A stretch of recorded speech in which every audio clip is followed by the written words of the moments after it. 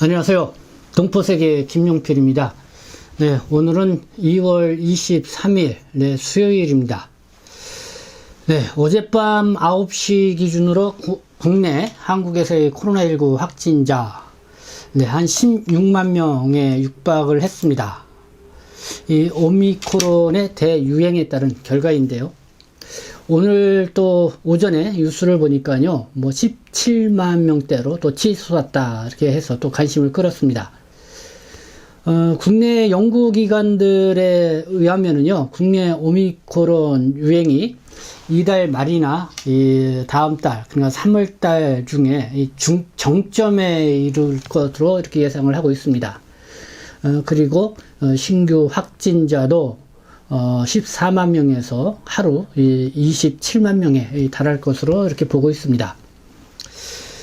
정부는 이 코로나19 확진자 급증이 이렇게 많이 있는 가운데 코로나19가 이 풍토병으로 자리 잡는 단계에서 생기는 이 자연스러운 현상이다. 그러니까 아직까지는 치명률이 이렇게 낮은 것으로 이렇게 보고 있습니다. 그래서 코로나19 확진자가 이렇게 증가를 하고 있지만은 그렇게 위중하게 보고 있지는 않고요. 계절 독감처럼 관리할 수 있는 그런 체제로 나갈 것으로 이렇게 전망을 하고 있습니다. 그러나 지금 이 코로나19 확진자 증가 추세를 볼 때는 누구든지 쉽게 이 코로나19에 확진될 수 있는 그런 상황이 아닌가 생각이 듭니다. 그렇기 때문에 여러분들께서 이 코로나19 증상과 그리고 확진이 됐을 때 어떻게 해야 될지 좀 기본적으로 좀 알아둘 필요가 있지 않나 생각하고요. 그래서 이 시간에는 이 정부의 코로나19 방역 방침 이거에 대해서, 그리고 코로나19 확진이 돼서 지금 재택 치료자도 한 50만 명에 이른다고 하는데요. 그래서 재택 치료 시 어떻게 해야 되는지 좀 더 여러분들이 궁금해할 수 있는 내용들을 구체적으로 좀 소개를 해드리도록 하겠습니다. 뉴스원이 좀 자세하게 보도를 했습니다. 이 재택 치료 생활백서 A에서 Z까지, 그러니까 확진부터 이 지원비 신청까지 이 궁금증 총정리라는 제목으로 했는데요. 그래서 그 내용을 토대로 해서 여러분들에게 말씀을 드립니다. 일단 이 코로나19 확진 판정을 받더라도요, 이 보건소 연락이 올 때까지는 이틀에서 3일 정도 시간이 걸린다는 것이고요. 그리고 일반 관리군은 스스로 자기 자신을 관리를 해야 된다. 그러니까 중증 환자 이런 쪽이 아닌 일반 관리군은 스스로 자기 자신을 관리해야 한다는 것이고요. 필요한 경우는 이 지정 병원이나 재택치료센터에 연락을 해서 이 비대면 진료를 받을 수 있다는 것이고요.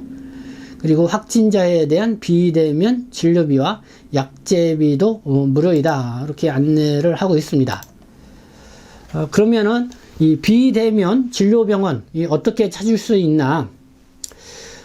현재 이 네이버 지도, 카카오맵 등 이 지도 앱에서 호흡기 진료 지정 의료기관을 입력을 하면은 주변에 지정된 비대면 진료 병원들을 검색해 볼 수가 있다고 합니다.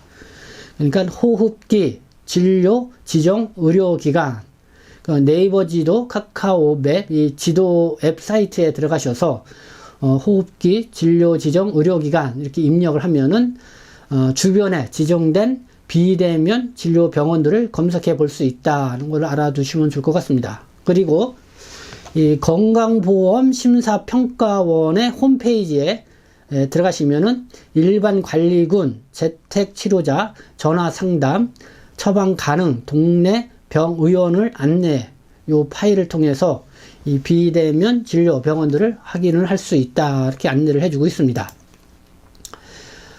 비대면 진료를 받은 뒤요, 이 처방받은 약은 지정 약국에 연락을 해서 받을 수가 있다고 하고요. 그리고 지인, 가족 등이 격리자 대신 찾아오거나 또 퀵 서비스 등을 통해서도 수령할 수 있다고 합니다. 그리고 퀵 서비스 비용은 지방자치단체에 따라서 유료일 수도 있고 무료일 수도 있다. 그래서 그는 지방자치단체마다 좀 다르다. 이 정도 좀 알아두셔야 될 것 같고요. 그러면 자가격리 해제일 정확히 언제부터이냐? 이 재택 치료하고 나서 이 자가격리 해제일이 어떻게 되느냐? 정부가 지난 9일부터 변경을 해서 적용하고 있는 확진자 및 접촉자 이 관리 기준에 따르면은 확진자의 격리 기간은 접종 이력과 관계없이 검사일로부터 7일간이다. 이렇게 안내를 하고 있습니다. 검사일로부터 7일간. 그러니까 유전자 증포, 이 PCR 검사를 받고 확진 통보를 받은 날로부터 7일차 되는 밤 12시, 그러니까 7일차가 되는 밤 12시부터 격리 해제가 된다. 이렇게 보시면 될 것 같습니다. 그럼 확진이 됐는데 가족들 검사는 어떻게 받아야 하나? 가족 중에 또 확진자가 나오면 어떻게 하냐? 뭐 이런 의문이 생길 수가 있죠. 그래서 확진자의 가족 등 이 동거인의 경우 이 선별 진료소를 통해 신속 항원 검사 없이 이 PCR 검사를 받을 수가 있다. 그리고 확진 문자와 이 가족관계 증명서를 보여주면 된다. 그리고 이 자가격리의 경우 백신 접종 완료자나 장기 요양기관, 또 정신건강시설, 장애인시설 등 간염 취약시설 3종 시설 내 밀접 접촉자만 대상이 된다. 그리고 현재 백신 접종 완료자의 기준은 2차 접종 후 14일 경과하고 90일이 지나지 않은 사람, 또 3차 접종자가 해당이 되고요. 또 두 가지에 해당하지 않는 사람은 백신 접종 미완료자로 분류가 된다. 그러니까 2차 접종 후 14일 경과하고 90일이 지나지 않은 사람, 그리고 3차 접종자, 여기는 이제는 백신 접종 완료자에 해당이 된다는 거죠. 여기에 해당되지 않는 사람들은 백신 접종 미완료자로 분류가 된다. 뭐 요거는 여러분들이 이 스마트폰 이 QR코드에 보면은 이렇게 표시에 대해서 알 수가 있으니까요. 그거를 기준으로 잡으면 될 것 같습니다. 백신 접종 완료자는 격리 대상이 아닌 수동 감시 대상이다. 백신 접종 완료자는 격리 대상이 아닌 수동 감시 대상이다. 즉, 이 백신 접종 완료자는 가족 중에 확진자가 발생을 해도 자가격리를 할 필요가 없다. 단 수동 감시 기간에 발열이나 호흡기 증상 등 의심 증상이 발생할 경우 관할 보건소나 가까운 보건소에서 검사를 받아야 한다.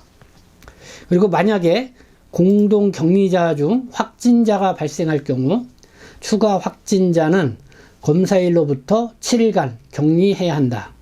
확진자를 제외한 공동 격리자는 추가 격리 없이 최초 확진자의 격리 해제 시 동시에 격리가 해제가 된다.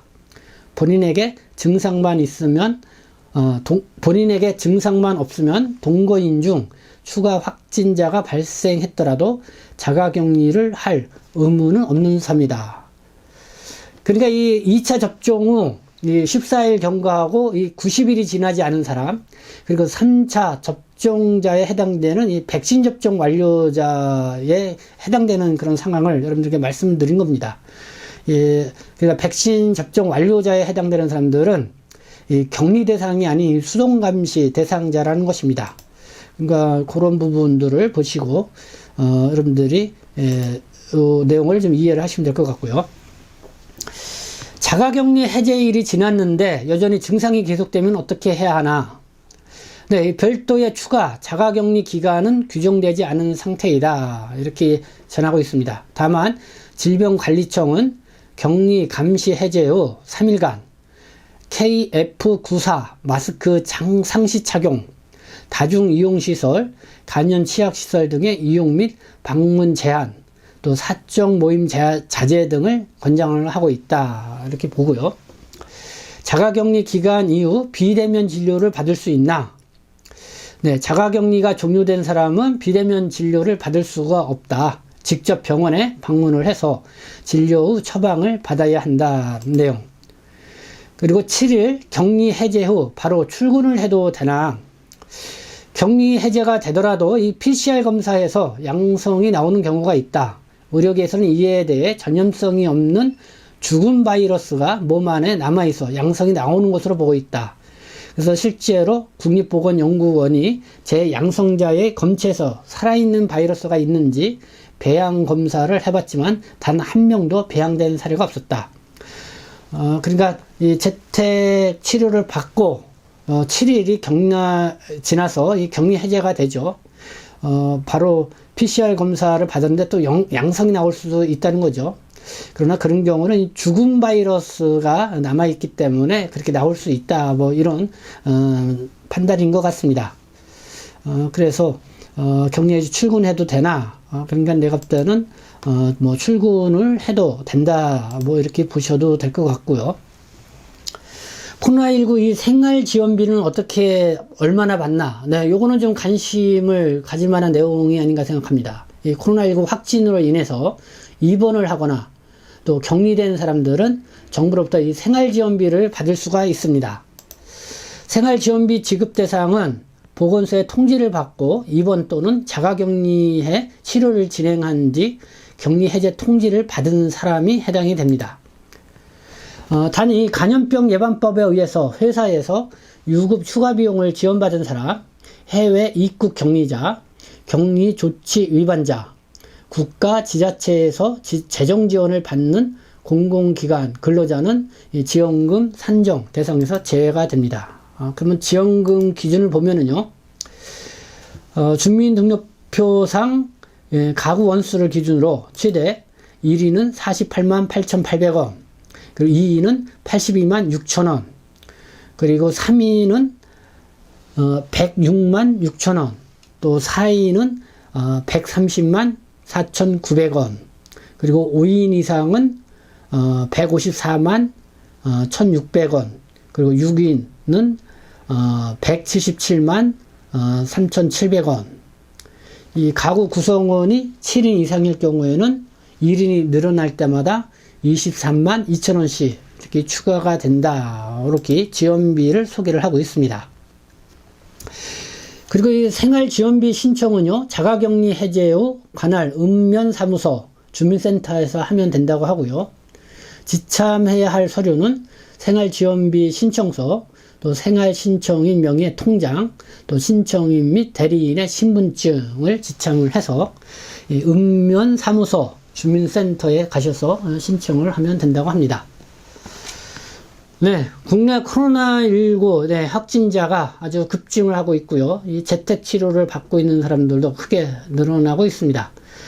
그래서 누구든지 코로나19에 확진될 수 있는 그런 분위기가 아닌가 생각합니다. 우리가 각별히 이런 때일수록 자기 관리를 잘 해야 될 것 같고요. 그래서 오늘 이 시간에는 특별히 이 재택치료를 하게 될 경우 이 확진서부터 정부 지원 이거까지 어떻게 하는지 좀 여러분들이 궁금해할 내용들을 중점으로 해서 말씀을 드렸습니다. 네, 여러분들에게 도움되는 정보가 되었으면 좋겠습니다. 지금까지 신청해 주셔서 감사합니다. 저는 동포세계신 대표 변죽장 김용표였습니다.